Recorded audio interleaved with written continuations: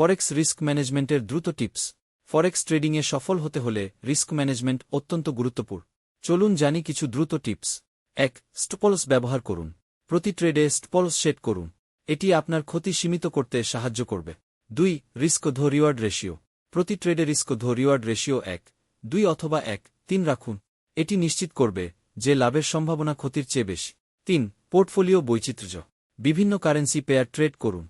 এটি আপনার রিস্ক কমাতে সাহায্য করবে। ৪. Trade size. আপনার মূলধনের ১-২ এর বেশি ঝুঁকিতে ফেলবেন না। এটি আপনাকে দীর্ঘমেয়াদে টিকে থাকতে সাহায্য করবে।